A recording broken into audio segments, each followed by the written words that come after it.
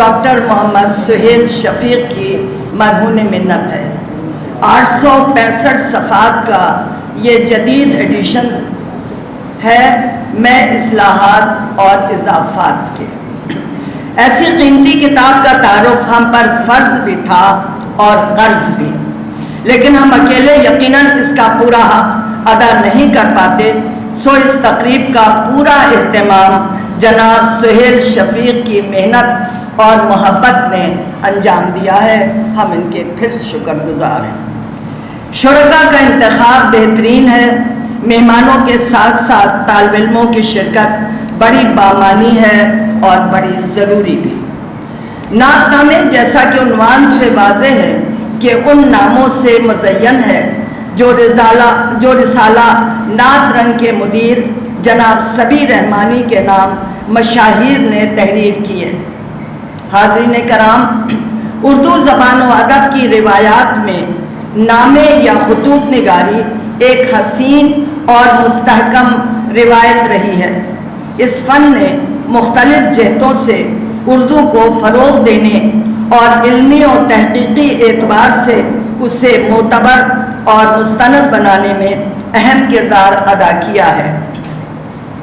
ادیبوں اور شعراء، محققین اور صوفیہ کرام کے مکاتیب نے نہ صرف ادبی، دینی، فکری اور تحقیقی زاویوں کو واہ کیا ہے، بلکہ بہت سے نوادر اور علمی نکات سے شائقین علم کو سرفراز بھی کیا ہے۔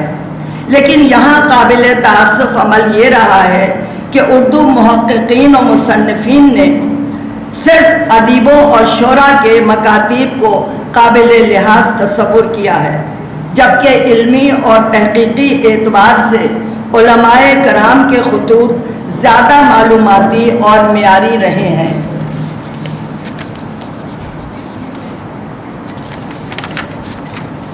مثلاً سر سید احمد خان اور شبلی نعمانی، مولانا حمید الدین، مولانا ابوالعلا مودودی، مولانا سلیمان ندوی، مولانا مناظر احسن گیلانی، مولانا عبدالماجد دریابادی اور ڈاکٹر حمید اللہ وغیرہ کے خطوط کا مطالعہ کیا جائے تو علمی اور فکری خزانوں سے وہ معمور ہیں۔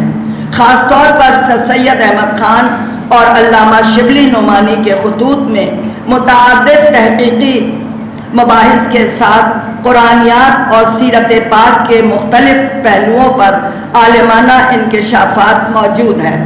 اصول فہم قرآن اور سیرت نگاری کی قیمتی بحثیں ان میں موضوع بحث بنائی گئی ہیں۔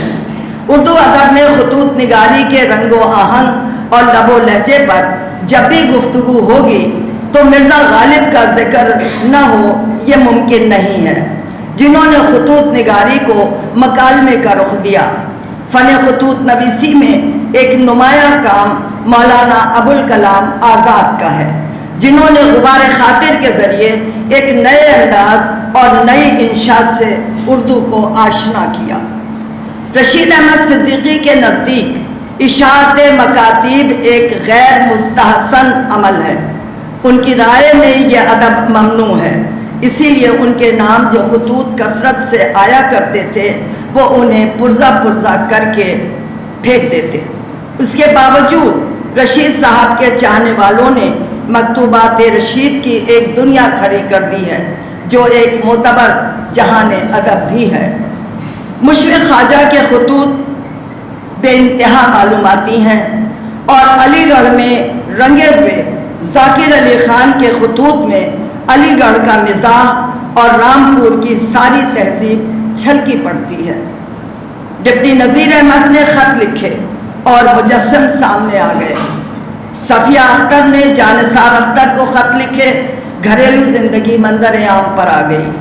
خطوط تو ہم جیسے عام لوگوں نے بھی لکھے، لیکن ہمیں تو آج کی نسل پر ترس آتا ہے جو لفظ خط، ڈاکیا اور لیٹر باکس سے بھی متعارف نہیں ہے۔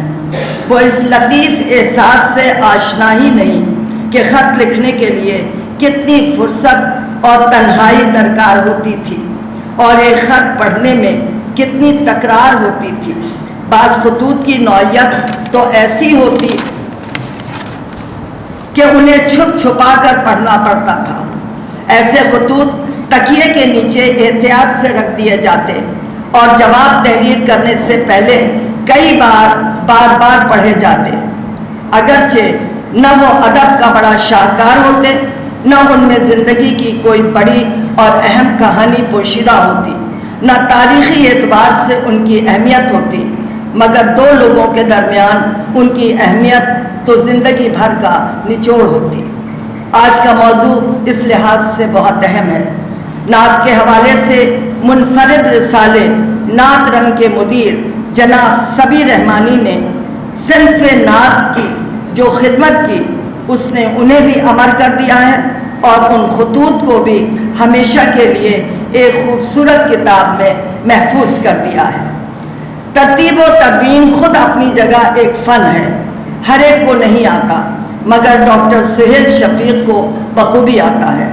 جبھی تو انہوں نے شائستگی کے ساتھ مکاتیب کو مرتب کیا ہے اور خوش سلیقگی کے ساتھ انہیں کتاب میں پیش کیا ہے۔ یہ کتاب بے شمار اہل قلم، اہل ثنا، اہل درد، اہل تنقید اور اہل ذوق حضرات کے محسوسات، مطالعات اور نتائج فکر کو مہمیز کرتی ہے۔